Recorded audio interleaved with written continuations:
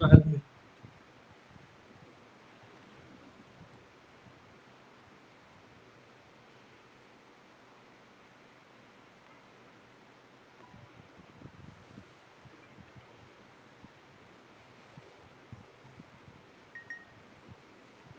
A very good afternoon to all the students and other viewers. I am Gunjan Rotela, lecturer of education in SCRT. And today I will continue the topic in Buddhist period, education which was in Buddhist period. इससे पहले 30 जून को मैंने आप लोगों की online class में बौद्धकालीन शिक्षा का भाग 1 प्रेजेंट किया था और आज मैं डीएलएड सेकेंड सेमेस्टर के वर्तमान भारतीय समाज और प्रारंभिक शिक्षा के उसी टॉपिक को पार्ट 2 के रूप में आप लोगों के साथ चर्चा करूंगी। तो आज का हमारा टॉपिक है बौद्धकालीन शिक्षा भाग 2। So I am presenting this PPT so that it may be very helpful for you to make notes and give you a better understanding on this topic. So let's begin our topic. इससे पहले की class में आप लोगों को जैसा कि याद होगा कि बौद्धकालीन शिक्षा व्यवस्था को हमने शुरू किया था कि कैसी थी उस समय की बौद्धकालीन शिक्षा की जो व्यवस्था थी, प्रणाली थी, उसकी जो विशेषताएं थी, उसको मैंने आप लोगों के साथ विस्तार में चर्चा किया था। आज के पीपीटी को शुरू करते हुए मैं आपको फर्स्ट पीपीटी शो करती हूँ अपना, वो है बौद्ध शिक्षा व्यवस्था।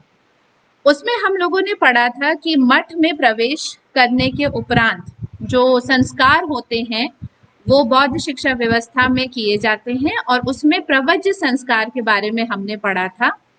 ये दोनों पॉइंट्स हमने उस कक्षा में भी थोड़ा सा इसको चर्चा की थी इसके बारे में कि प्रवज्य संस्कार के बाद छात्र को श्रवण, सामिनार या सिद्ध विहारक कहा जाता था। मीन्स उनको जो उपाधि दी जाती थी वो इन नामों से दी जाती थी जब उनका प्रवज्य संस्कार हो जाता था। उसके बाद छात्रों को 6 महीने तक सिद्धिरस्तु नामक बाल पोथी पढ़नी पड़ती थी जिसमें वर्णमाला के 49 अक्षर थे।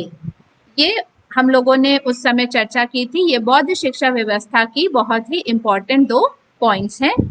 उसके बाद हम देखते हैं उसी को कंटिन्यू करते हुए कि सिद्धिरस्तु को समाप्त करने के बाद जो सिद्धिरस्तु नामक बाल पोथी के बारे में हमने पढ़ा, उसको समाप्त करने के बाद जो बालक है वो अपने शिक्षा को कंटिन्यू करता था और वो 5 विधाओं का ज्ञान प्राप्त करता था। 5 तरह की विधाएं होती थी, स्किल्स होते थे जिसमें उनको शिक्षा दी जाती थी बालकों को, और वो उन विद्याओं में पारंगत होते थे, उन विधाओं को का ज्ञान अर्जित करते थे। वो विधाएं कौन सी थी? शब्द विद्या, शिल्प स्थान विद्या, चिकित्सा विद्या, हेतु विद्या एवं आध्यात्म विद्या। हम अपने सभी प्रकार के प्राचीन काल की जो व्यवस्थाएं हैं, शिक्षा व्यवस्थाएं हैं, प्रणालियां हैं, उसमें हम एक चीज नोटिस करते हैं कि आध्यात्म को वैदिकालीन शिक्षा में भी स्थान दिया गया था इम्पोर्टेंट, और उसके बाद बौद्धकालीन शिक्षा व्यवस्था जो थी उसमें भी आध्यात्म को, धर्म को बहुत ही इम्पोर्टेंस दी गई थी। पर इसका अर्थ ये नहीं है कि उनको शब्द विद्या का ज्ञान नहीं दिया जाता था या मेडिसिन का ज्ञान नहीं दिया जाता था। इन विधाओं को जब आप पढ़ेंगे तो आपको ये पता चलेगा कि जो वो बौद्धकालीन सिस्टम ऑफ एजुकेशन था उसमें हर तरह की शिक्षा को बहुत इम्पोर्टेंस दी जाती थी, और इवन जो स्टूडेंट्स थे उनको नॉर्मल जो मेडिसिनल जो नॉलेज है वो भी दिया जाता था। मीन्स टैलेंट तो बाद में बच्चे का पता चलता था, इंटरेस्ट धीरे धीरे डेवलप होता है ग्रेजुअली। जब हम शुरू में बच्चों को पढ़ाना शुरू करते हैं तो एट द एज ऑफ 5 और 6 वी कैन नॉट से कि उस बच्चे का इंटरेस्ट क्या है या वो किस में टैलेंटेड है। तो उनको हर प्रकार की जो विधाएं हैं, जो स्किल्स हैं वो देनी चाहिए, हर प्रकार के नॉलेज से उनको उनका कॉन्सेप्ट क्लियर करना चाहिए जिससे कि उनका बेसिक मजबूत हो। जब उनको बेसिक नॉलेज हम हर चीज़ की देते हैं, इवन म्यूज़िक की देते हैं, थोड़ी सी मेडिसिनल नॉलेज देते हैं, वर्ड्स का देते हैं, मैथमेटिकल नॉलेज देते हैं, तो धीरे धीरे बाद में ग्रेजुअली क्या होता है कि उनका किसी एक चीज में इंक्लाइनेशन होता है, इंटरेस्ट बिल्डअप होता है, और वो उस टैलेंट को लेकर के, उस इंटरेस्ट को लेकर के अपना प्रोफेशन डिसाइड करते हैं। यही सिस्टम बौद्धकालीन शिक्षा व्यवस्था में भी अपनाई जाती थी, जहां पे हर बच्चे को पहले सिद्धरस्तु नामक बाल पोथी का ज्ञान दिया जाता था, और उसके बाद उन्हें इन 5 नॉलेजेस में उनको शिक्षा दी जाती थी कि वो उस नॉलेज को गेन करें और उसको डेवलप करें। उसके बाद हम देखते हैं कि प्राथमिक शिक्षा जो होती थी वो 12 वर्ष तक चलती थी। 12 वर्ष के बाद 20 वर्ष की आयु में उपसंपदा संस्कार होता था। इन संस्कारों के बारे में हमने अपनी पहली कक्षा में 16 संस्कारों के बारे में बहुत ही डिटेल में पढ़ा था। उसी तरह आप लोगों को हर सिस्टम ऑफ एजुकेशन में संस्कारों का महत्व पता चलेगा कि प्राचीन काल में जो हमारी जितनी भी एजुकेशन सिस्टम्स थे, जितनी भी एजुकेशन प्रणालियां थी, उन सभी में संस्कारों का बहुत महत्व था, और हर संस्कार एक फिक्स्ड एज में किया जाता था, जिसके बाद उन्हें नॉलेज दिया जाता था, या वो समाज में वापस उनको जो एडजस्टमेंट होता था वो किया जाता था। तो इससे हमें ये पता चलता है कि जो प्राइमरी एजुकेशन थी वो उनकी 12 ईयर्स के लिए थी, और उसके बाद उपसंपदा नामक संस्कार उनको दिया जाता था, होता था। नाउ व्हाट इज उपसंपदा संस्कार? After completion of education of 12 years, at the age of 20 years, the monk, जो हमारे मठ में जितने भी बालक जो शिक्षा ग्रहण करते थे उनको मॉन्क कहा जाता है आज भी, और जितने भी जो विमेन हैं, जितनी भी गर्ल्स हैं जो एजुकेशन वहाँ पे लेती हैं, उनको नन्स की उपाधि दी जाती है, उनको नन्स बोला जाता है। So, at the age of 20 years, the monk had to undergo the ritual Upsampada, and then he became permanent member of Sangh. संघ मैंने आपको बताया था, एसोसिएशन, कम्युनिटी, जो मॉन्क्स की एक जो कम्युनिटी है जहाँ पे वो मठ में शिक्षा ग्रहण करते हैं, उसको हम क्या बोलते हैं? संघ बोलते हैं। तो आफ्टर दैट रिचुअल ऑफ उपसंपदा, जो संस्कार होता था, उसके बाद वो उस संघ के, उस सोसाइटी के, उस कम्युनिटी के एक परमानेंट मेंबर माने जाते थे। But only those monks who had enough of spiritual knowledge were taken to Sangha. मैंने आपको बताया कि जितने भी प्राचीन काल की शिक्षा व्यवस्था है उसमें स्पिरिचुअलिटी को, अध्यात्म को, धर्म को बहुत इंपॉर्टेंस दी जाती थी, तो उन्हीं लोगों को उस संघ में ज्वाइन करवाया जाता था, या उस संघ में अपनाया जाता था उपसंपदा संस्कार के बाद, जिनको स्पिरिचुअल नॉलेज का ज्ञान होता था, जिनके अंदर स्पिरिचुअलिटी की भावना होती थी, जिनके अंदर आध्यात्म और धर्म को लेकर के जो आगे बढ़ते थे और जो उसको अच्छी प्रकार से समझते थे, उन्हीं को ही उपसंपदा संस्कार के बाद संघ में सम्मिलित किया जाता था, और उन्हें उस संघ का परमानेंट मेंबर माना जाता था। तो ये हो गई हमारी उपसंपदा संस्कार। और उसके बाद हम देखते हैं कि बौद्ध शिक्षा व्यवस्था में जो नव भिक्षु थे, जो नए भिक्षु ऐड होते थे, या जो भिक्षु उनको कहा जाता है, जो शिष्य होते हैं, स्टूडेंट्स, मॉन्क्स, तो उनके लिए 10 नियम होते थे जिनका उन्हें पालन करना पड़ता था, and they have to promise their teachers कि वो इन 10 नियमों का, 10 रूल्स का अच्छी तरह से पालन करेंगे, और तभी वो अच्छी शिक्षा वहां से प्राप्त कर पाते थे। तो ये 10 नियम कौन से थे जिनका उन्हें पालन करना पड़ता था एज मॉन्क्स उस संघ में रहने के लिए? सबसे पहले जीव हत्या ना करना, दूसरा चोरी ना करना, तीसरा शुद्ध रहना, फिर असत्य ना बोलना, पांचवा मादक पदार्थों का प्रयोग ना करना, समय पर भोजन करना, नृत्य, संगीत, तमाशे से दूर रहना, श्रृंगार की वस्तुओं का प्रयोग ना करना, भूमि शयन करना, और एंड में स्वर्ण चांदी का दान ना लेना। ये 10 रूल्स उनके लिए बनाए गए थे संघ में, जो मठों में जो विद्या ग्रहण करते थे, जो भिक्षु, जो स्टूडेंट्स, उन्हें ये 10 रूल्स का पालन करना पड़ता था, तभी उन्हें माना जाता था कि वो संघ के सदस्य हैं और सही मायनों में वहाँ पे स्टूडेंट्स हैं, अच्छे स्टूडेंट्स हैं। तो हर एक स्टूडेंट को, हर एक भिक्षु को इन 10 नियमों का पालन करना पड़ता था। और ये क्या है, जब हम इन 10 नियमों को पढ़ते हैं तो ये बहुत अननोन चीजें नहीं हैं। आज भी हम स्टूडेंट्स को अपने और अपने बच्चों को यही शिक्षा देते हैं कि ये सब नहीं करना है। जैसे हम अपने स्कूल में नॉर्मली बताते हैं डूज एंड डोंट्स, है ना, हम बोलते हैं कि ये करना चाहिए, ये नहीं करना चाहिए। उसी प्रकार से वहां पे मठों में भिक्षुओं को ये 10 प्रकार के नियम बता दिए गए थे कि ये आपको कतई नहीं करना है। तभी आप एक सही स्टूडेंट बन पाएंगे और सही से शिक्षा प्राप्त कर पाएंगे। जस्ट बिकॉज कि वो डिस्ट्रैक्ट ना हो, वो बुरी आदतों में ना पड़े और उनके अंदर एक डिसिप्लिन आए। जब हम ये 10 नियम देखते हैं तो हम ये आराम से देख सकते हैं कि इसमें वही 10 नियम हैं जो बच्चे को डिसिप्लिन्ड बनाते हैं, बच्चे को बुरी आदतों से दूर रखते हैं और बच्चों को ये सिखाते हैं कि उन्हें अपने जीवन को किस प्रकार से अच्छा बनाना है और किस प्रकार से वो एक अच्छे इंसान बन सकते हैं। तो ये सारी चीजें हैं कि जीवों की हत्या ना करना, चोरी ना करना, उन्हें भूमि शयन करना। अब इसमें ये बहुत इम्पोर्टेंट है कि उन्हें ऐसी शिक्षा दी जाती थी कि वो अपने आप को न केवल साइकोलॉजिकली, मेंटली, इवन फिजिकली भी बहुत स्ट्रांग बनाए। तो उन्हें इस बात का, जो हमने एक बार पढ़ा था कि सादा जीवन उच्च विचार वाली जो रूल्स हैं, जो उसकी जो विचार हैं, उस पे चलने की शिक्षा दी जाती थी कि कैसे आपका जीवन बहुत ही ज़्यादा सिंपल होना चाहिए, पर आपके जो विचार हैं, जो थॉट्स हैं, जो थिंकिंग प्रोसेस है और आपकी जो फीलिंग्स हैं, आपकी भावनाएं हैं, वो कैसे उच्च होनी चाहिए, कैसे उसमें एक बड़प्पन की फीलिंग होनी चाहिए, एक उसमें जो है आपकी जो सोच है, जो विचार है, जो दृष्टिकोण है, उसमें आपको आगे बढ़ना है, आपको ऊंचा सोचना है, पर अपना जो जीवन है वो कैसा रखना है, एकदम सादा रखना है, एकदम सिंपल रखना है, समय पर भोजन करना।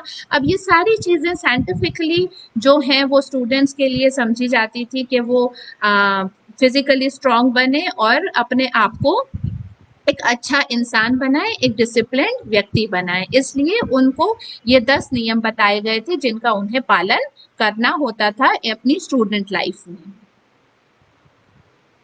उसके बाद 12 साल का एक शिक्षण सत्र होता था। अब आपको ये सारी चीजें याद होनी चाहिए कि बौद्धकालीन शिक्षा व्यवस्था में कितने मास का शिक्षण सत्र होता था, तो वो 12 मास का एक शिक्षण सत्र माना जाता था। पठन पाठन प्रातः काल से मध्याह्न और पुनः भोजनादि क्रिया के बाद सायंकाल से पूर्व तक चलता था। वहाँ पे एक रेसिडेंशियल एक जो एटमॉस्फेयर है वहाँ पे दिया जाता था मठों में, जहाँ पे जैसे हम बोर्डिंग स्कूल्स में पढ़ते हैं, हम हॉस्टल्स में पढ़ते हैं, तो वहाँ पे हम लोगों का केवल मॉर्निंग टू आफ्टरनून शिफ्ट नहीं होता है कि हम 2 बजे के बाद अपने घर चले जाएं। इवन शाम को भी वहाँ के जो टीचर्स हैं वो हमारी क्लासेस ले सकते हैं आज भी।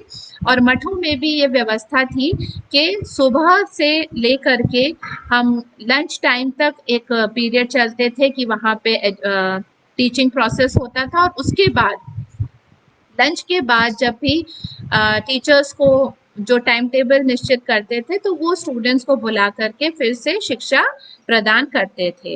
अवसर के अनुसार अवकाश भी हुआ करते थे। ऐसा नहीं है कि उन स्टूडेंट्स को बिल्कुल भी छुट्टियां नहीं मिलती थी। उनको जैसे जैसे उनके जो सिलेबस है, जो करिकुलम है, उस हिसाब से कंप्लीट होने पे उन्हें हॉलीडेज भी मिलते थे, वेकेशंस भी मिलते थे, पर पूरी तरह वो किस पे बेस्ड होते थे, वो वहाँ के जो एडमिनिस्ट्रेशन है मठों का और जो टीचर्स हैं, टीचर्स अपने अकॉर्डिंग स्टूडेंट्स की टाइम टेबल निश्चित करते थे और स्टूडेंट्स को हॉलीडेज और वेकेशंस भी देते थे कि कब उनको किस तरह का वातावरण देना चाहिए। उस तरह से टीचर्स ये डिसाइड करते थे कि कब स्टूडेंट्स को छुट्टियां देनी है और कब स्टूडेंट्स की क्लासेस लेनी है उन्हें। उसके बाद हम ये एक मैंने एक ब्यूटीफुल पिक्चर यहाँ पे आप लोगों को दिखाने की कोशिश करी है। ये एक मठ की पिक्चर है कि ये आज भी है। और ऐसे ही सुंदर सुंदर मठ ये है बौद्धकालीन शिक्षा व्यवस्था के, जहाँ पे उन लोगों की क्लासेस चलती हैं और जहाँ पे हमारे मॉन्क्स और नन्स रहते हैं। तो हम इसी के बारे में पढ़ते हैं। मठ व्यवस्था। शिक्षण कार्य मठों में किया जाता था, जो बड़े बड़े भवन हुआ करते थे। They use to be very huge buildings. और आज भी ऐसे बड़े बड़े बिल्डिंग्स हैं जहाँ पे मठ व्यवस्था अपनाई जाती है और वहाँ पे स्टूडेंट्स को मॉन्क्स और नन्स की तरह वहाँ पे रहते हैं और वहाँ पे शिक्षा ग्रहण करते हैं। उसमें हजारों बौद्ध भिक्षुओं के रहने की व्यवस्था होती थी और गुरु शिष्य वहीं रहा करते थे और वहीं पे शिक्षा ग्रहण करते थे, पठन पाठन कार्य करते थे। भारत के इतिहास में बौद्ध विहार सर्वप्रथम संगठित संस्था थी। ये एक बहुत ही इम्पोर्टेंट पॉइंट है कि हमारे जो इंडिया का जो हिस्ट्री है उसमें जो बौद्ध विहार्स हैं वो सबसे पहले माना जाता है कि वो एक संगठित संस्था थी, मींस एसोसिएशन थी जो ऑर्गेनाइज थी और जिसको बनाया गया था कि वहाँ पे बच्चों की एजुकेशन होगी, कैसे होगी, किस प्रकार की होगी, ये सारी चीज़ें उन मठों में डिसाइड होती थी और उन मठों में रहने वाले जो हमारे भिक्षु हैं वो ही उसको संचालित करते थे। तो कहते हैं कि हमारे भारत के इतिहास में जो सर्वप्रथम संगठित संस्था थी वो कौन सी थी? मठों की व्यवस्था थी। इनमें खाने पीने व रहने की पूर्ण व्यवस्था थी, तो किसी प्रकार भी स्टूडेंट्स को कोई प्रॉब्लम नहीं होती थी कि वो कैसे अपना एजुकेशन करेंगे, कैसे उनके रहने खाने की व्यवस्था होगी। सभी प्रकार की व्यवस्था वहाँ मठों में की जाती थी और वहाँ का जो एडमिनिस्ट्रेशन था वो सब चीज़ों का ध्यान रखता था और वहाँ के जो स्टूडेंट्स थे उनको किसी प्रकार की कोई भी प्रॉब्लम फेस नहीं करनी पड़ती थी। वो एकदम शांति से रह करके वहाँ पे अपनी शिक्षा प्राप्त करते थे। उसके बाद हम ये देखते हैं कि बौद्ध काल के उत्तरार्ध कुछ विहार मठ सामान्य विद्यालयों की तरह कार्य करने लगे, जिनमें विद्यार्थी अपने घर पर रहकर भी शिक्षा प्राप्त कर सकता था। धीरे धीरे जो मठ व्यवस्था है, अब हम देखते हैं कि आज भी बहुत जगह पे ये मठ हैं जहाँ पे आज भी भिक्षुओं को लिया जाता है, मॉन्क्स और नन्स की तरह वहाँ पे स्टूडेंट्स रहते हैं, इन नियमों का पालन करते हैं और उस एजुकेशन को आज भी फॉलो करते हैं, उस एजुकेशन सिस्टम को फॉलो करते हुए अपनी एजुकेशन को प्राप्त करते हैं। बट फिर भी कुछ समय के बाद जो उसकी वैसी व्यवस्था थी, जो रेसिडेंशियल व्यवस्था थी, रेसिडेंशियल सिस्टम था, वो धीरे धीरे कम होने लगा और धीरे धीरे हम ये देखते हैं कि बाद में विद्यार्थी जो थे वो घर पे रह करके, जो हमारा आजकल का नॉर्मल स्कूल सिस्टम है वो चलने लगा कि बच्चे अपने घर पे रहते हैं और मठों में जाकर के शिक्षा ग्रहण करते हैं और वापस अपने घर में आ जाते हैं। तो ऐसे विद्यालय भी शुरू हो गए जो सामान्य मठ कहे जाते हैं, जहाँ पे नॉर्मली वहाँ पे बच्चे रहते नहीं हैं और नॉर्मल स्कूल की तरह टाइम पे जाते हैं और अपने टाइम पे वापस आ जाते हैं। तो बौद्धकालीन शिक्षा केंद्र बहुत ही ज़्यादा हमारे हिस्ट्री में फेमस है, जैसे Takshashila, Nalanda university, Takshashila which was the first and finest oldest known university in the world, वहाँ पे भी बौद्धकालीन शिक्षा व्यवस्था का केंद्र था। जो स्टडी सेंटर्स जिनको हम बोलते हैं, तक्षशिला में था, नालंदा में था, वल्लभी, विक्रमशिला, ओदंतपुरी, काशी, मिथिला एवं जगदला, इन सभी में बौद्धकालीन शिक्षा व्यवस्था के केंद्र थे। जैसे आज हम लोग अगर हम डिस्टेंस एजुकेशन की बात करते हैं या कॉरेस्पॉन्डेंस एजुकेशन की बात करते हैं तो क्या होता है, हमें हर जगह पे अलग अलग यूनिवर्सिटीज़ में हमें स्टडी सेंटर्स, रीजनल सेंटर्स दिए जाते हैं, जहाँ पर जाकर के हम इवन डिस्टेंस एजुकेशन के स्टूडेंट होने के बावजूद हम वहाँ पे पढ़ सकते हैं, टीचर्स को अप्रोच कर सकते हैं। उसी प्रकार बौद्धकालीन शिक्षा व्यवस्था के जो केंद्र थे वो ये फेमस यूनिवर्सिटीज़ थे जो उस समय अपने पीक पे थे, जहाँ पे नॉलेज की भरमार थी, जो बहुत रिच थे अपने साहित्य में, अपने टीचर्स प्रोफेसर्स जो वहाँ पे थे, तो they were considered as very rich universities, और वहीं पे बौद्धकालीन शिक्षा के केंद्र स्थापित थे। आगे हम मठ व्यवस्था को जब पढ़ते हैं तो देखेंगे कि मठों या शिक्षा संस्थाओं में योग्यता अनुसार छात्रों को अलग अलग कक्षाओं में रखा जाता था।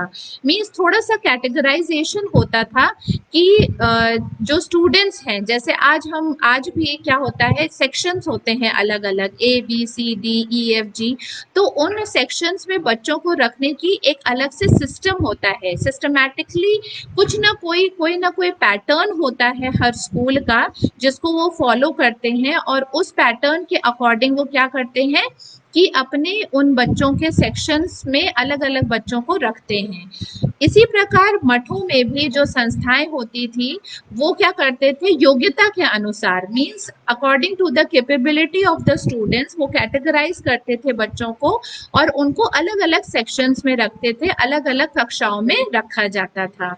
आज भी वो पैटर्न यूज होता है, बट वो अलग अलग स्कूल के अलग अलग जो उनके व्यूज हैं, उनका जो सिस्टम है उस अकॉर्डिंग होता है। तो हमें ये याद रखना है कि मठ व्यवस्था में योग्यता के अनुसार, मीन्स कैपेबिलिटी के अनुसार बच्चों को कक्षाओं में रखा जाता था। सबसे छोटी कक्षा में छात्र सुतंत्र की पुनरावृत्ति करते थे, अगली कक्षा विनय के लिए होती थी। ये कुछ इंपॉर्टेंट चीजें हैं, मैंने इसको बोल्ड भी कर रखा है, जो आप लोगों को जरूर पता होनी चाहिए कि सबसे छोटी कक्षा में छात्र किसकी पुनरावृत्ति करते थे और अगली कक्षा में उनके लिए क्या इंपॉर्टेंट होता था, विनय के लिए होती थी। छात्र परस्पर तर्क वितर्क द्वारा निपुणता हासिल करते थे। निपुणता मीन्स जो उनका जो एक क्या कहते हैं उसको, एक निपुण होने की है, एक जो जिसमें वो अपनी एक्सपर्टीज हासिल करते हैं, जिसको हम कहते हैं एक्सपर्ट होते हैं। तो तर्क किसके द्वारा, उनको तर्क वितर्क कराया जाता था, मीन्स डिबेट, एलोक्यूशंस, जो आज भी हम अपने स्कूल्स में स्टूडेंट्स को कराते हैं, to make them perfect, to make them निपुण in some kind of expert in some kind of topics और सब्जेक्ट्स। तो किस तरह से ये मीडियम चुना जाता था तर्क वितर्क का। तर्क वितर्क मीन्स उनके शास्त्रार्थ होते थे, उन लोगों के डिबेट्स होते थे आपस में, इंटर स्कूल, इंटर क्लास, और इवन टीचर्स से वो लोग डिबेट करते थे, एलोक्यूशंस में पार्ट लेते थे, जिससे कि उनके अंदर उस सब्जेक्ट को लेकर के एक्सपर्टीज हो जाता था, and they used to become perfect in their knowledge. उसके बाद हम आ जाते हैं अपने बौद्धकालीन शिक्षा व्यवस्था के पाठ्यक्रम में, जो एक बहुत ही इम्पोर्टेंट पक्ष है, एस्पेक्ट है हमारे टीचिंग लर्निंग प्रोसेस का। तो इसमें हम देखते हैं कि इस शिक्षा प्रणाली का पाठ्यक्रम सैद्धांतिक व व्यवहारिक था। मीन्स उस काल में भी दोनों तरह के सिस्टम्स को बहुत ज़्यादा तवज्जो दी जाती थी, इम्पोर्टेंस दी जाती थी। उन्हें थ्योरेटिकल नॉलेज के साथ साथ प्रैक्टिकल नॉलेज भी दिया जाता था। करिकुलम में ऐसे टॉपिक्स चुने जाते थे, ऐसे मीडियम्स चुने जाते थे कि जो स्टूडेंट्स हैं वो केवल बुकिश नॉलेज ना प्राप्त करें, केवल थ्योरेटिकली ना एक्सपर्ट हों, बल्कि वो प्रैक्टिकली भी अपने लाइफ में उस थ्योरी पार्ट को लेकर के आए और अपने लाइफ को प्रैक्टिकली भी प्रोग्रेसिव बनाएं और उस नॉलेज को पूरी तरह से यूज करें। यही है व्यवहारिक होने का मतलब। जब हम थ्योरी को अपने प्रैक्टिकल लाइफ में लेके आते हैं, रिलेट कर लेते हैं, तभी हम उस थ्योरेटिकल नॉलेज को फुलफिल कर पाते हैं कि यस, नाउ हम उस बात को अच्छी तरह से समझ गए हैं और हम अपनी लाइफ में उसको व्यवहारिक बनाते हुए अपने लाइफ को बेहतर बना रहे हैं। तभी वो थ्योरेटिकल जो हमारा पक्ष है वो भी मजबूत माना जाता है। तो उस सिस्टम में दोनों को बहुत इंपॉर्टेंस दी जाती थी। धार्मिक पाठ्यक्रम में बौद्ध साहित्य का अध्ययन, जो उनका धार्मिक पाठ्यक्रम होता था, रिलीजियस जो करिकुलम होता था, उसमें वो क्या अध्ययन करवाते थे, वो बौद्ध साहित्य मीन्स लिटरेचर ऑफ बुद्ध जो होता था वो उसका करिकुलम में था उनके। और लौकिक पाठ्यक्रम के अंतर्गत लेखन, गणित, कृषि, पशुपालन, चिकित्सा, मल्ल विद्या, शिल्प कला आदि विषय पढ़ाए जाते थे। ये सारे जितने भी पाठ्यक्रम हैं ये उनके सब्जेक्ट्स हैं, उनके पाठ्यक्रम में थे जो उनको धार्मिक साहित्य से भी जोड़ते थे और इवन लौकिक पाठ्यक्रम में भी उनको एक्सपर्ट बनाते थे। बौद्ध शिक्षा मूलतः तो धार्मिक थी, किंतु सामान्य व्यवसायों जैसे कताई, बुनाई, सिलाई, शिल्प, निर्माण कला की भी उन्हें स्टूडेंट्स को शिक्षा दी जाती थी। मीन्स धर्म के साथ साथ उन्हें आध्यात्म की शिक्षा देना जितना ही इम्पोर्टेंट था, उतना ही उन्होंने बच्चों को स्किल बेस्ड नॉलेज भी दिया, जिससे कि वो अपने एक तरह का एंटरप्रेन्योरशिप होने की आगे उनको शिक्षा मिले कि वो कैसे अपनी लाइफ को आगे बढ़ा सकते हैं। केवल आध्यात्म पर बेस्ड होकर के या धर्म पे की पढ़ाई करके वो अपने जीवन को नहीं चला सकते आगे। जो कहते हैं ना कि वो क्या प्रोफेशन अटेंड करेंगे, तो उसके लिए उन्हें सामान्य व्यवसायों की शिक्षा भी दी जाती थी, जिसमें उन्हें स्किल बेस्ड कौशल पे आधारित शिक्षा दी जाती थी, जो उनके आगे की जीवन के लिए बहुत ही उपयोगी साबित होती थी। व्यवसायिक शिक्षा भी बौद्ध युगीन शिक्षा प्रणाली का अभिन्न अंग थी। ये हम लोगों ने अभी अपनी चर्चा में समझा। उसके बाद बौद्ध साहित्य महावग्गा में भी भिक्षुओं के लिए कताई, बुनाई, सिलाई का प्रशिक्षण, गृहस्थ जीवन व्यतीत करने वाले अनुयायियों का वर्णन है।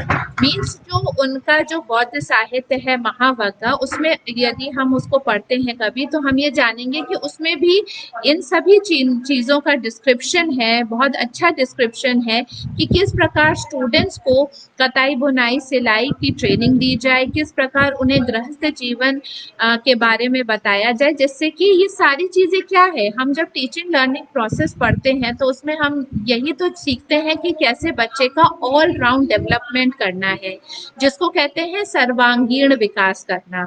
तो उसमें महावग्गा जो बौद्ध साहित्य है उसमें ये बहुत अच्छी तरीके से बताया गया कि किस प्रकार स्टूडेंट्स को इस तरह का जीवन जीने की शिक्षा देनी है और किस प्रकार उन्हें जीविकोपार्जन की शिक्षा दी जाती थी कि कैसे वो अपने जीवन को केवल बुकिश किताबी ना बना करके प्रैक्टिकली प्रोग्रेसिव बनाए और प्रोग्रेसिवली वो उस चीज़ को अटेन कर सके अपने लाइफ में। तो ये सारी ही चीज़ें हमारे बौद्ध साहित्य में भी उसका पूरा डिस्क्रिप्शन मिलता था। उसके बाद हम देखते हैं शिक्षण विधि, किस किस प्रकार की शिक्षण विधि हुआ करती थी हमारे बौद्धकालीन शिक्षा व्यवस्था में। शिक्षण विधि एक्चुअली मौखिक हुआ करती थी। ये हमने पहले भी जाना कि पहले के जो प्राचीन काल के जो एजुकेशन सिस्टम था उसमें लिखित शिक्षा पे कम ध्यान दिया जाता था, बल्कि वहाँ की उस समय की जो एजुकेशन सिस्टम था वो मौखिक था, मीन्स वर्बली जो ओरल शिक्षा दी जाती थी उसका ज़्यादा प्रचलन था। और उसके बाद शिक्षण का माध्यम जो था वो जन भाषाएं थी, वह पाली थी। मीन्स उस समय जो टीचिंग लर्निंग का जो मीडियम था वो जन भाषाएं थी, मीन्स रीजनल लैंग्वेजेस को इम्पोर्टेंस दी जाती थी और वहाँ की जो मुख्य भाषा थी वो पाली थी। इसलिए बौद्धकालीन शिक्षा व्यवस्था में हम बोलते हैं कि जो लैंग्वेज यूज की जाती थी, मीडियम ऑफ लैंग्वेज था, वो था पाली। रटने पर ज़्यादा जोर दिया जाता था। मीन्स जब हम रिटन वर्क कम करवाते थे अपने स्टूडेंट्स को, जो टीचर्स जो बोलते थे उसको सुनकर जो बच्चे पढ़ते थे उसको रटने पर ज़्यादा जोर दिया जाता था और उसी के बेसिस पे उनका एग्ज़ाम भी लिया जाता था स्टूडेंट्स का। और क्योंकि उनकी जो medium of teaching learning process था, जो उनका जो भाषा थी वो उनकी लोकल लैंग्वेज थी, रीजनल लैंग्वेज थी, इसलिए उस समय जो बच्चों का जो लेवल ऑफ अंडरस्टैंडिंग था, हम कह सकते हैं बहुत ही अच्छा था। उन्हें ज़्यादा किताबों को पढ़ने की उतनी ज़्यादा ज़रूरत नहीं पड़ती थी, क्योंकि उनके जो टीचर्स थे वो उनके लेवल पे जा करके और उनके जो कैपेबिलिटीज़ है उनको समझ करके, साइकोलॉजिकली उनको उनके लेवल को समझ के और फिर उनके रीजनल लैंग्वेज में उनको पढ़ाते थे, जिससे वो जो स्टूडेंट्स थे वो बहुत अच्छी तरीके से अपने टीचर्स की बातों को समझ जाते थे, उनके बताई हुई चीज़ों को याद कर पाते थे और इसलिए उस समय रटने की विधि पर ज़्यादा जोर दिया जाता था और ओरल ही उनका ज़्यादातर जो हम बोलते हैं ना शास्त्रार्थ और तर्क वितर्क के माध्यम से उनकी परीक्षाएं ली जाती थी। उसके बाद जो अन्य विधियां प्रयोग में ली जाती थी वो थी व्याख्यान विधि, जिसको हम लेक्चर मेथड कहते हैं, प्रश्नोत्तर विधि, वाद विवाद विधि जिसका बहुत ही इम्पोर्टेंस थी जिसका, और जो बहुत ही ज़्यादा यूज़ भी किया जाता था। इन सभी विधियों का मैंने अभी आप लोगों को बताया कि क्या इम्पोर्टेंस थी। सभी विधियों में आप ये नोटिस करिए कि व्याख्यान विधि वो भी बोल करके इंटरेक्शन एक मोड था, इंटरेक्टिव मेथड को यूज़ किया जाता था। क्वेश्चन आंसर मेथड जिसमें कि टीचर्स प्रश्न पूछते थे और स्टूडेंट्स आंसर करते हैं। और उसके बाद वाद विवाद, यहाँ पे जो मैंने पीपीटी में पिक्चर शो किया है वो भी यही दिखाता है कि किस प्रकार एक तरह की एक असेंबली ऑर्गेनाइज की जाती थी और वहाँ पे 1 बाय 1 स्टूडेंट्स अपने टीचर्स के सामने आकर के वाद विवाद करते थे, उनके क्वेश्चंस को आंसर करते थे और इस तरह से वो उस परीक्षा को पास करते थे। इस तरह के जो सिस्टम था पढ़ने का, वो कहीं ना कहीं उनके कॉन्फिडेंस को बिल्डअप करता था और उनके अंदर एक एक्सपर्टीज की भावना लेके आता था कि yes I am expert in this kind of subject. यथोचित अवसरों पर देशाटन मीन्स ट्रिप ऑर्गेनाइज की जाती थी, विशेषज्ञ वार्ता, सम्मेलन व प्रकृति निरीक्षण का प्रयोग होता था। आज हम टीचिंग लर्निंग प्रोसेस मेथड्स की जब बात करते हैं तो हम लोग कहते हैं कि बच्चों को ट्रिप्स पे ले जाया जाए और उन लोगों को एक्सपर्ट्स की जो लेक्चर्स हैं वो अटेंड किया जाए। हम लोग सम्मेलन जिसको हम सेमिनार्स, कॉन्फ्रेंसेस, वर्कशॉप्स कहते हैं, तो आज भी इन ऐसा नहीं है कि ये जो व्यवस्थाएं थी या जो मीडियम्स थे, जो मेथड्स थे वो उस समय के थे, आज भी इन मेथड्स का यूज होता है और इन मेथड्स की वजह से बच्चों का जो अंडरस्टैंडिंग लेवल है, जो नॉलेज लेवल है वो काफ़ी आगे बढ़ता है और उसमें उनको समझने में, पढ़ने में काफ़ी मदद मिलती है और उनका कॉन्सेप्ट और क्लियर हो जाता है। तो इन मेथड्स का प्रयोग तब भी किया जाता था। देशाटन जिसको हम कहते हैं, ट्रिप्स जो आजकल के बच्चों को हम कहते हैं ले जाया जाए बाहर, जिससे कि वो आसपास की चीज़ों को देख करके खुद ही जो कहते हैं ना स्वयं अपने नॉलेज को एक्सपीरियंस के थ्रू गेन करें, तो ये सारी ही विधियां उस समय भी अपनाई जाती थी जो बहुत ही इम्पोर्टेंट है। कला कौशल की शिक्षा कारीगरों के साथ रहकर छात्र सीखते थे। अब देखिए ये कितना इंटरेस्टिंग है कि जो आजकल हम लोग कहते हैं बच्चों को ले जाया जाए कहाँ पे फैक्ट्रीज में ले जाएं और ऐसे बिजनेस प्लेसेस में ले जाएं, कॉर्पोरेट सेक्टर्स में ले जाएं, जहां पर के बच्चे खुद देख करके सीखें कि कैसे ये स्किल्स होती हैं, कैसे वहां पे कारीगर काम करते हैं। उसी तरह से पहले भी ये सारी विधियां अपनाई जाती थी जहां पे बच्चों को कारीगरों के पास थोड़े दिन ले जाया जाता था और वहां रह करके वे बच्चे सीखते थे कि किस प्रकार से वो टैलेंट हासिल कर सकते हैं और वो स्किल को प्राप्त कर सकते हैं। तो ये सारी ही विधियां उस समय बौद्धकालीन शिक्षा की शिक्षा व्यवस्था में अपनाई जाती थी। उसके बाद हमारा नेक्स्ट टॉपिक आ जाता है कि गुरु शिष्य के संबंध कैसे थे। तो वैसे जैसे हमने वैदिककालीन शिक्षा व्यवस्था में पढ़ा था कि गुरु और शिष्य के बीच में जो संबंध थे वो बहुत ही स्नेहपूर्ण थे। गुरु का बहुत ही अधिक महत्व था प्राचीन काल की सभी शिक्षा व्यवस्थाओं में। उनको देवता के समान समझा जाता था और गुरु की आज्ञा को ही सर्वोपरि समझा जाता था।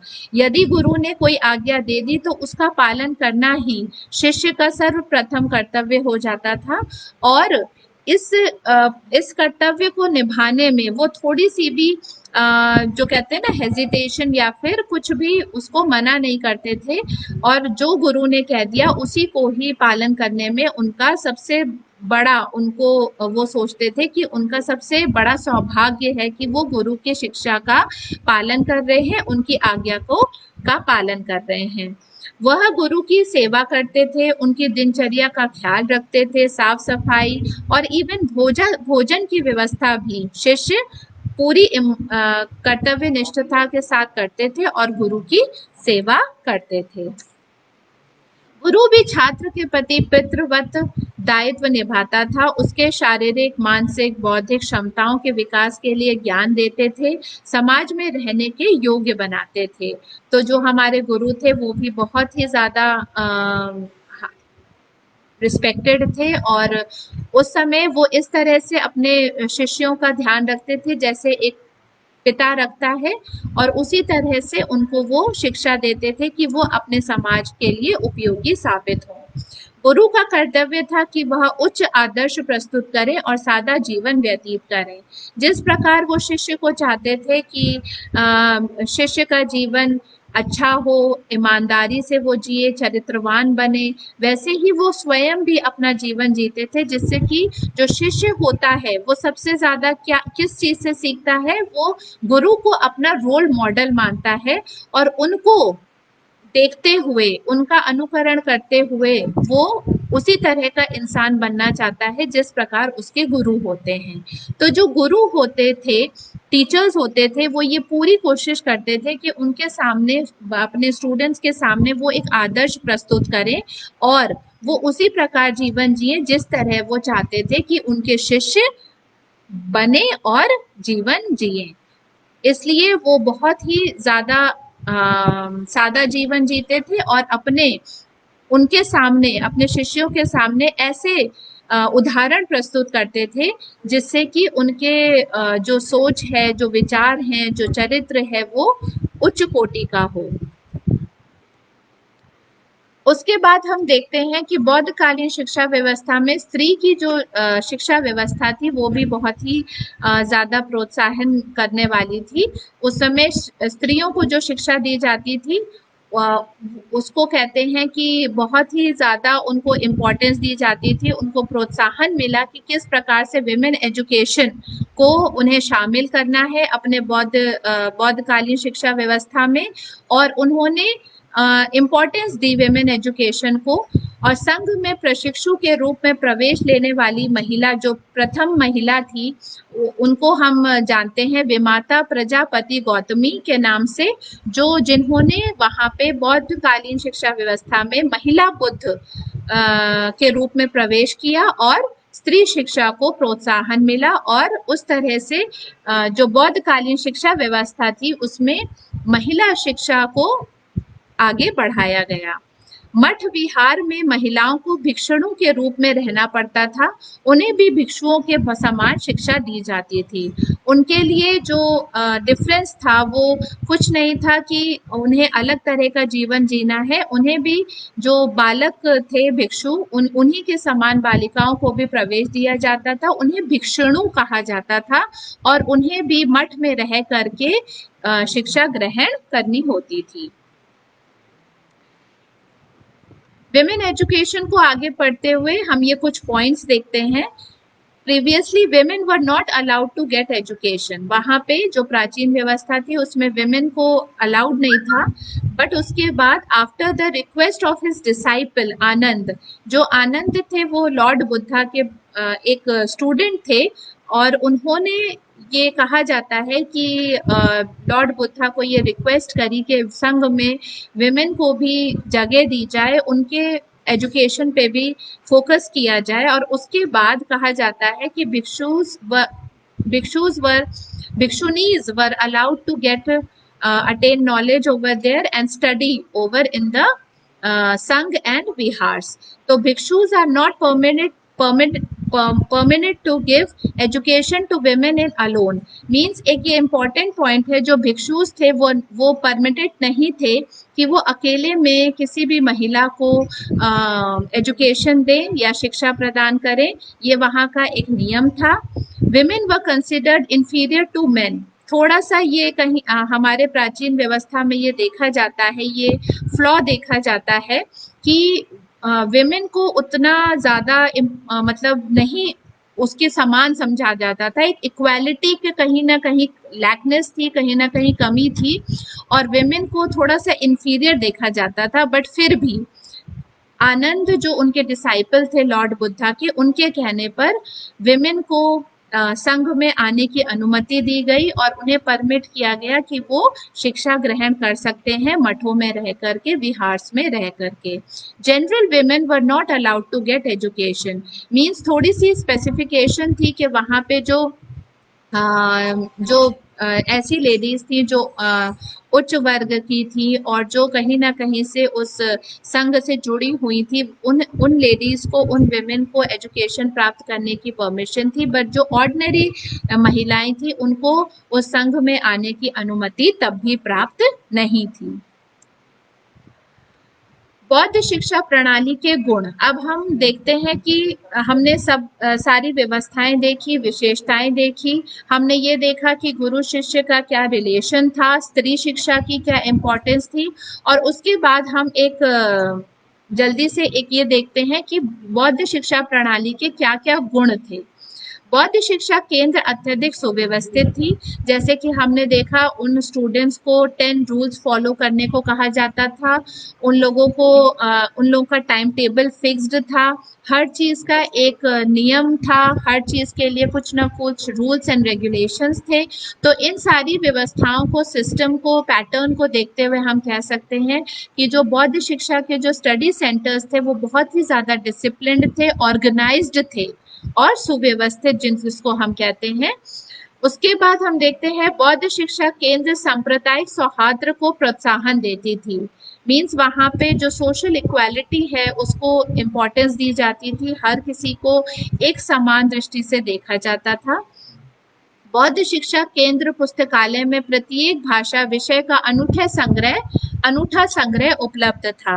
वहाँ की जो लाइब्रेरीज थी, जो वहाँ का जो स्टडी मटेरियल था वो बहुत ही रिच था, बहुत ही वहाँ पे हर प्रकार के साहित्य और हर तरह के लिटरेचर, इवन अलग अलग भाषाओं में अवेलेबल थे। उसके बाद जन भाषा का शिक्षा में प्रयोग लोकप्रियता का कारण था। ये मैंने आप लोगों से डिस्कस किया कि जो लोकल लैंग्वेज थी, टीचर्स उस लोकल लैंग्वेज, रीजनल लैंग्वेज का प्रयोग करते थे बच्चों को पढ़ाने में, पठन पाठन में, इसलिए जो शिक्षा व्यवस्था थी वो उस समय बहुत सरल समझी जाती थी। स्टूडेंट्स बहुत ही आराम से वहाँ के जो शिक्षा व्यवस्था थी उसको अपना लेते थे और बहुत ही ज़्यादा नॉलेज गेन करते थे। कि उसका एक बहुत इम्पॉर्टेंट रीजन ये भी था कि जन भाषा का प्रयोग किया जाता था, लोकल लैंग्वेज को इम्पोर्टेंस दी जाती थी। उसके बाद हम देखते हैं कि बौद्ध शिक्षा व्यवस्था प्रणाली के कुछ दोष क्या क्या थे। स्त्री शिक्षा का सार्वभौमिकरण ना हो पाया था, कुलीन स्त्रियां ही शिक्षा ग्रहण करती थी। ये पॉइंट मैंने आप लोगों से डिस्कस किया था कि ordinary women were not allowed to enter the sangha and get education over there. तो जो स्त्री शिक्षा था उसका बहुत ज़्यादा प्रोत्साहन तो दिया गया था, उसको इम्पोर्टेंस भी दी जाती थी, बट फिर भी वो जन साधारण में सामान्य नहीं हो पाया था। हर प्रकार की, हर वर्ग की स्त्रियों को एंट्री नहीं दी जाती थी और इसलिए ये एक उसका दोष भी माना गया है। उसके बाद आजीवन ब्रह्मचर्य ने भिक्षुओं को विलासिता की ओर ढकेलना शुरू कर दिया तथा मठों में उन्मुक्तता ने अवांछित तत्वों को आकर्षित किया, क्योंकि ये कहीं ना कहीं जो आजीवन ब्रह्मचर्य का पालन है वो बाद में कहीं ना कहीं थोड़ा सा डिफेम हो गया, थोड़ा सा वहाँ पे मठों की जो व्यवस्था थी उसकी वजह से वहाँ का एडमिनिस्ट्रेटिव थोड़ा सा जो लिबरल हो गया, उसकी वजह से बाद में कहा जाता है कि मठों में थोड़ा सा ये एक इनडिसिप्लिन एटीट्यूड बाद में आ गया, तो जिसको इसका दोष माना जाता है। परंतु फिर भी हम कह सकते हैं कि मठों में बहुत ही व्यवस्थित सब था और सिस्टम बहुत ही ऑर्गेनाइज्ड वे में चलती थी, जो आज भी लोग उसको फॉलो करते हैं। तो हमने ये बौद्ध शिक्षा प्रणाली के कुछ दोष और कुछ गुण भी देखे। उसके बाद मैं आ जाती हूँ अपने असाइनमेंट में, आज के असाइनमेंट में। आई होप आप लोगों को आज की जो हमारी बौद्धकालीन शिक्षा व्यवस्था भाग 2 का जो चर्चा थी वो आप लोगों को हेल्पफुल रही होगी और इसके नोट्स आप लोगों के अच्छे बन जाएंगे। उसके बाद आप लोग नोट्स बनाने के बाद जब एक असाइनमेंट करेंगे तो आप उसमें ये देखिएगा कि बौद्ध शिक्षा प्रणाली और वैदिक शिक्षा प्रणाली के बीच समानता क्या-क्या है। जैसे हमने पहले अपने वैदिक शिक्षा प्रणाली पढ़ी और उसके बाद हमने बौद्ध शिक्षा प्रणाली पढ़ी, तो अब आप लोग बहुत ही आराम से उसमें सिमिलैरिटीज और डिससिमिलैरिटीज को आइडेंटिफाई कर सकते हैं और उसके बाद आप ये स्पष्ट कीजिएगा अपने असाइनमेंट में कि उनकी शैक्षिक विचारधाराएं क्या-क्या थी। बौद्ध शिक्षा प्रणाली की क्या शैक्षिक विचारधाराएं थी और वैदिक कालीन शिक्षा प्रणाली की क्या विचारधाराएं थी। इसी के साथ मैं अपने इस लेक्चर को यहीं एंड करती हूँ। Hope to see you again very soon in my next online class. Thank you.